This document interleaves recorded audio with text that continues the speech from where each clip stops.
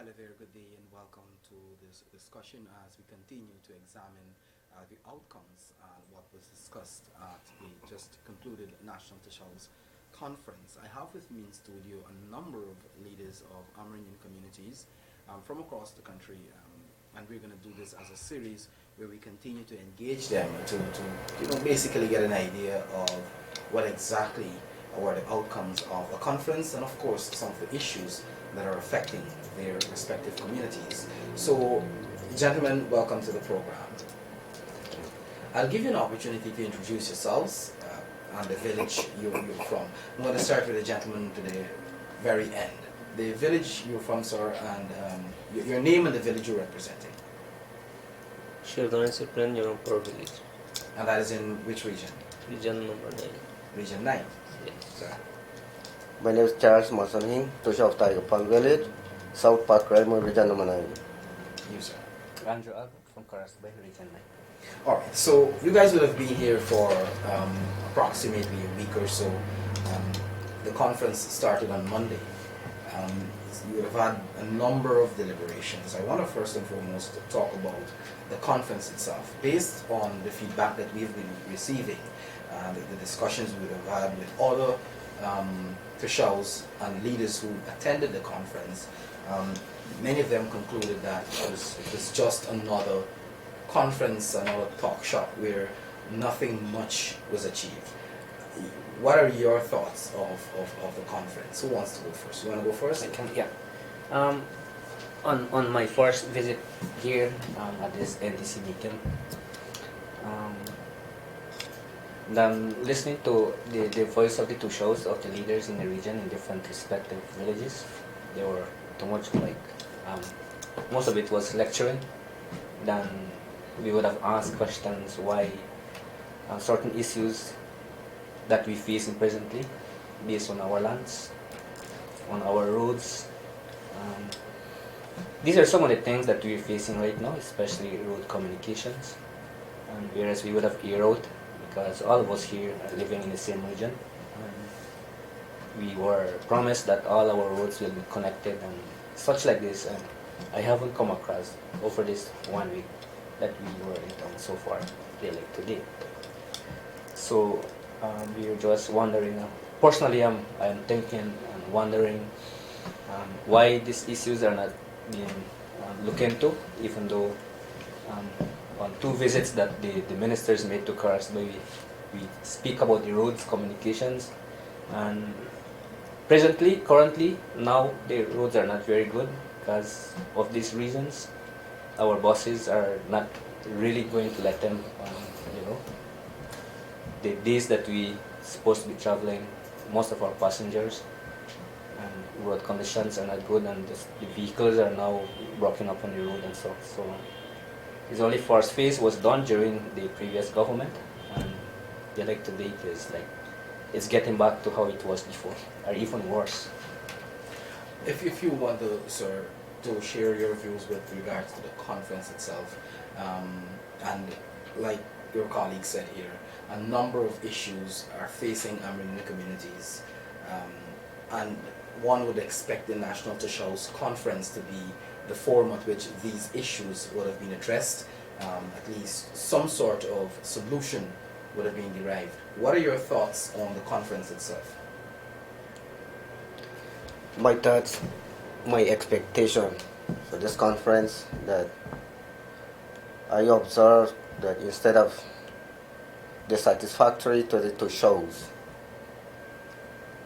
I mean it a real NTC meeting, but through the ministries, my observation is that they carry it as a political way, where instead of two shows bring up the concerns and listen to them, instead of listening to them, they're telling the two shows that they have done a great work under various ministries, whereas we, the two shows, know where we come from, that most of the problems to the presently problem under this present government under various sectors education, roads, agriculture, health. Nothing has been done during the period of 4 years. It is getting more worse and worse today. Today, in my district, to the under infrastructures, the road is in very critical condition. And whereas the ministers are telling the two shows that they have done a lot of work, especially build up, upgrade the roads, which it is not right.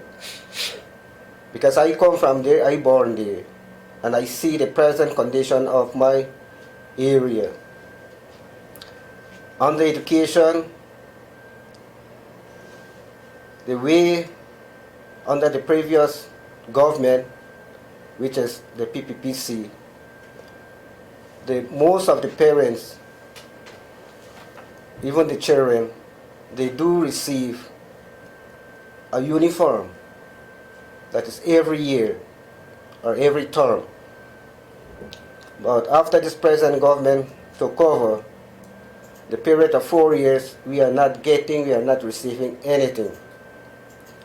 And also most was that the parents, also most of the villagers, they were very proud that when they do receive a child beneficiaries under the previous government, which is $10,000 per child. So they were expecting something more better, but nothing is not happening under this present government. Under agriculture, it is getting more worse. Today, nothing except some agriculture tools or drugs. Nothing is happening to our districts. Health today in our sub-district, the medical drugs, we are shortage of drugs. There are no transportation for where we have your emergency. There is no transportation to carry out our patient to the hospital. That is a main problem under health sector today in my district. So this is a main what I observing under this present government. The gentleman at the end, you too would have attended the conference, and your colleagues raised a number of issues. And like I said in my question to them, is that the expectations were high that these issues would have been addressed at the conference. Your thoughts on the National Socials Conference? Do you think anything was achieved? Well, I have a lot of things to raise in this NTC forum very well, but there is no time for this all to shows, I could say, because a lot of issues what we are facing in our communities, villages, and we cannot show this thing to the forum, I could say, because I'm a person who does live far away, not behind God back, behind President back, or it could be Minister back. So many times I always was facing the difficulties. One is road, second one transportation, third is what system, and the living side, I could say, marketing. There is no transportation for us, no road. Road is there, but it is very bad. Last month, when I was coming out to Latham, I had accident with the bike through the same road, condition of the road. So, meaning that how I am here to represent my community on behalf of the village to bring out those things, but I didn't have no time to put out those things. Yesterday, I really want to bring out this matter very well, but I didn't have time. Too much of people, two shows raising their own issues, but Region 9 doesn't have time. Like they doesn't give us the our time to raise up our issues. Thank you.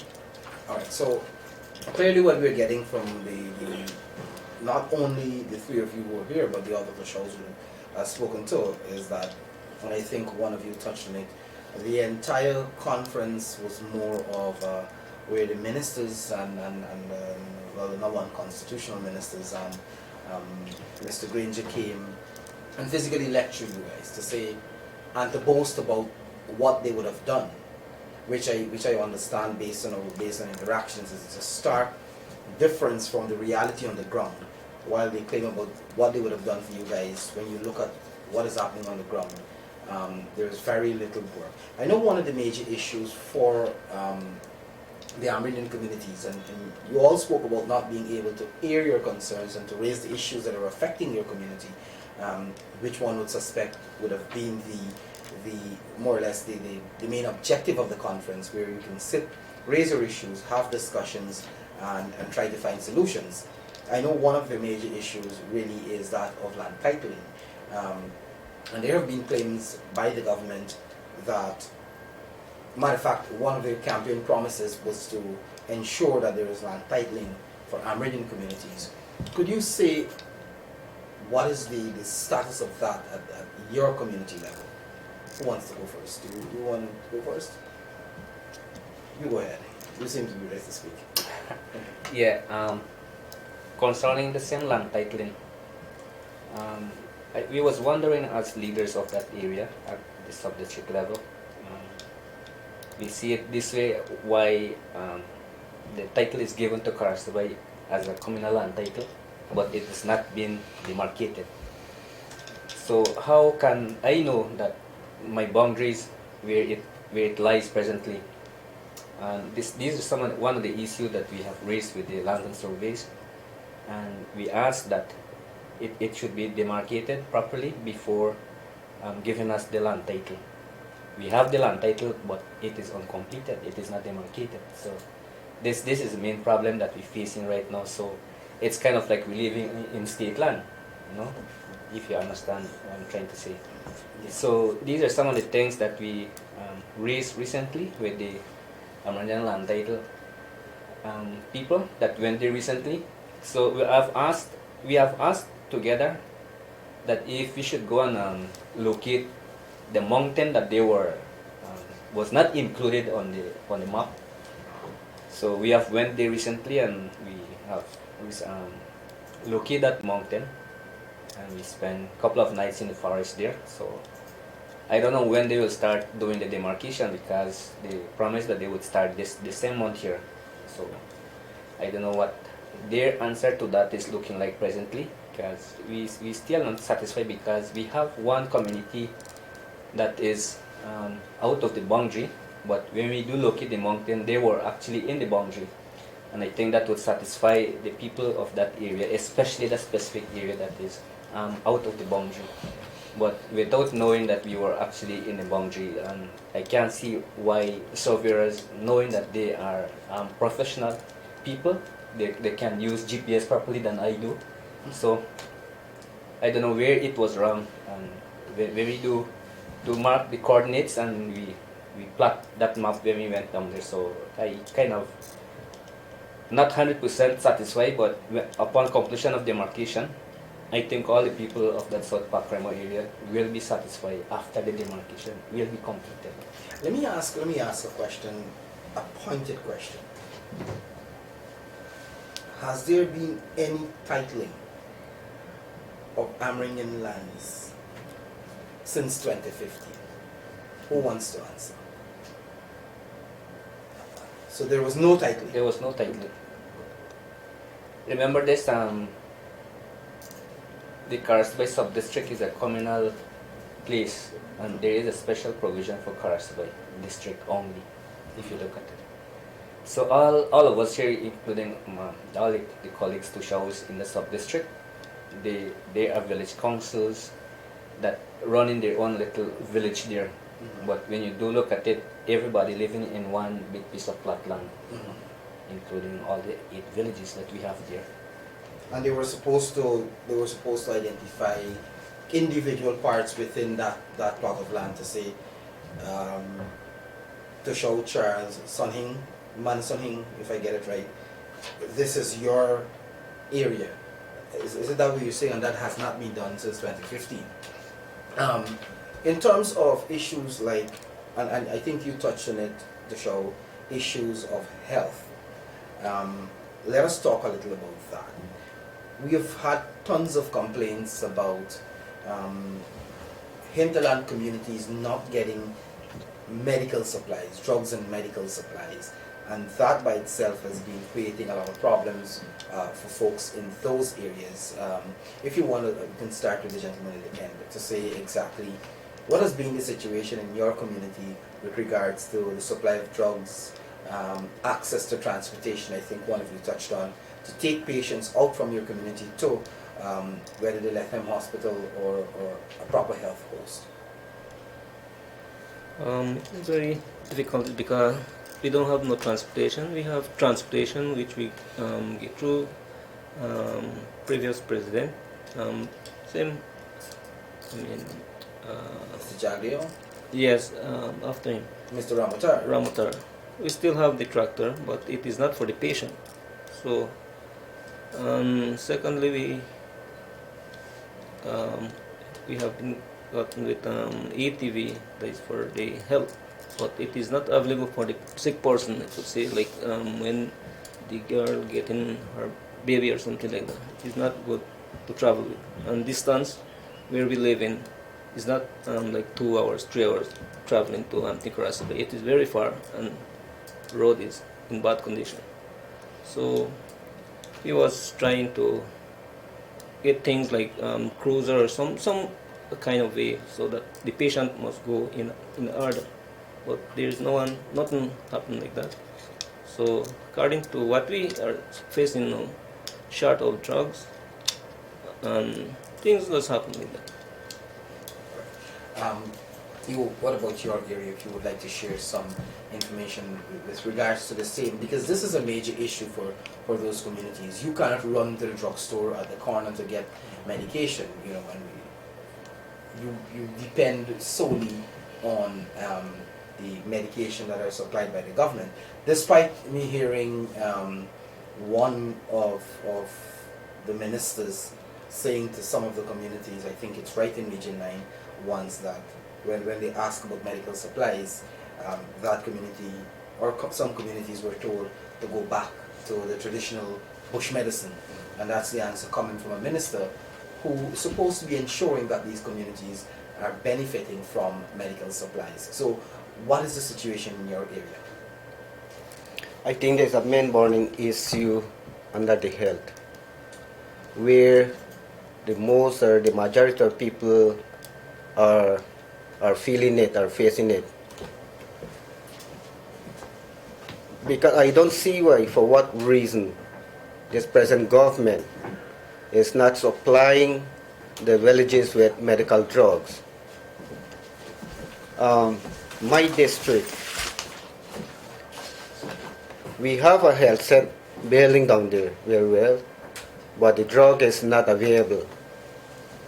So what the remedy are, what the people trying their best from our district, they are trying on their own whenever they have a critical sickness. So the villagers help up themselves by where they transport the patient to the nearby hospital, which is in Brazil, Normandia, the city Normandia, by the own purpose, I mean the own cost. The own cost of Yes, transportation. to our country, Brazil. On to know there's shortage of drugs, or let me be plain, no drugs. Building is there very well, but I don't see what really happening with this present government. And the transportation, I know all of us to show are aware of this thing. There's plenty time and enough time for a period of 4 years. We lobby for a district health vehicle. Presently, nothing is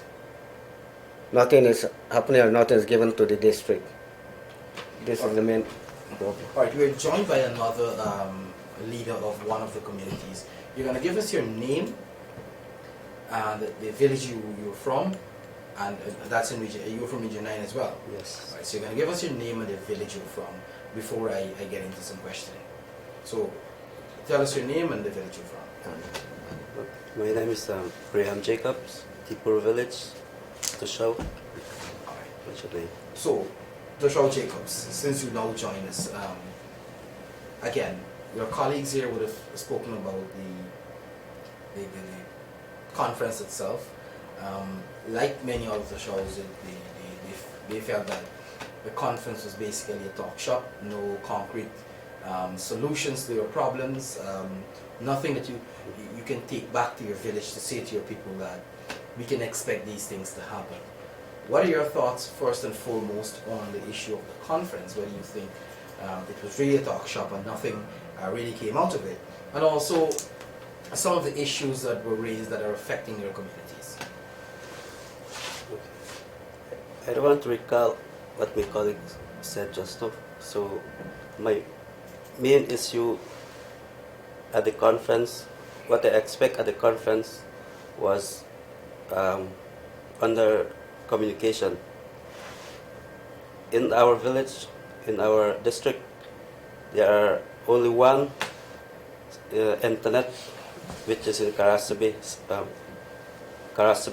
village. My village is approximately 23 miles from Karasabe. So in my area, there is no kind of proper communications. So at this conference, NTC conference, I was expecting to raise this issue, because the last NTC last year, we raised the same issue, but nothing has been done. During the present government visit to my village, they promised us that they will give us a communication assets like Wi-Fi. They were promised to give us Wi-Fi, but up to now, I have never seen nothing. What about issues of health and so on? Do you get medical supplies in your village, or do you? Because you're talking about 23 miles from Karasabai, where you said is the only communication hub per se in the area. Are you getting medical supplies? What about your roads and so forth? Well, the road is the same. What my colleague was talking about. It's the same road I'm using, and there's no drugs as well in my health post. So Let me ask you guys, in closing though, I want to hear from you. A simple and straightforward question, and I want to hear your answer. What has the APNU+AFC done for your community since 2015? They has done nothing. Empty promises. Less than one I can recall. What about you, sir? well, they'll just visit once and nothing is given. What are you going back to tell your people now? You came to a conference, you spent a week. Based on what you were saying, that there is nothing really you can go back and report to your community to say to them that, well, we can expect this to happen, or we can expect the roads to be fixed, we can expect medical supplies, drugs in the health center, the health post. We can expect to be able to be connected communication-wise with the rest of Region 9, or at least the greater part of Region 9. You don't have anything to go back to say to them that when one of the villages, for whatever reason, is sick, that you can expect some sort of vehicle to transport them out. You virtually have nothing. Is that what you're saying? You have nothing to go back and report to your people? I don't have nothing to. All I can say, what I observed at this meeting, like as I said when we first speak, I will explain to them what really happened, what the really minister tried to conduct the meeting as political way. And they are trying to blindfold all two shows, as far as I know. That's my observation. And they're using all type of smartness, especially like they're putting something in the screen like TV. They're showing in it like it look like they do it, and it look nice. Especially for example, they put Manari Road, and this is the one reality what the APNU has been done built. But the other day on Sunday I traveled on the road, and the road never repaired. The old bridge what they show to the people NTC, that in one approach fall down like this, and yet they are not ashamed. They're showing it. All to show from other regions, like they believe that is a true thing. So practically, and this is important, you're saying that they're showing videos and pictures Yes. of work purported to be done in this region, and the reality is that these works were not done. So they showed a bridge, claiming it's a bridge that they would have built. It's a beautiful bridge, and you said the bridge is falling apart. You said that they showed the Manawari Road. You're saying which road? Manari Road. Manari Road. Let Manari Road. Yeah. The Manari Road they're showing, saying that work would have been done on the road, but you used the road on Sunday, and that is not the reality. So it is a repeat of 2015, if we want to say, of more lies, more empty promises, and somehow the government trying to hoodwink to shows. Gentlemen, I want to thank you very much for joining me today. Of course, you would have heard the issues affecting these shows, their villages, and the issues are countless. Think about it yourself as a citizen. You're living on the coastline. You're living in Georgetown, or on the west coast, or on the east coast, or in Berbice, where you have access to pharmacies, you have access to countless hospitals, you have access to internet, you have access to telephone. And if your phone lines go down for some reason or the other, or you show up at the hospital and you don't get medical supplies, how you feel, you become concerned. Now these guys are living in communities that are hundreds of miles away from the coastline. Villages that are 23 and 24 miles apart, and they're without proper communication, proper roads, no drugs in their health posts and health centers, no communication with the outside world. And these are all promises made to them by the coalition in 2015, that they're going to do these things. Hundreds of millions, billions of dollars would have been spent, and there are claims that so much was done for our Amerindian communities. But based on what we're hearing from the gentlemen here, that is not the reality. So again, gentlemen, thank you for being here, and thank you very much for joining us. Thank you.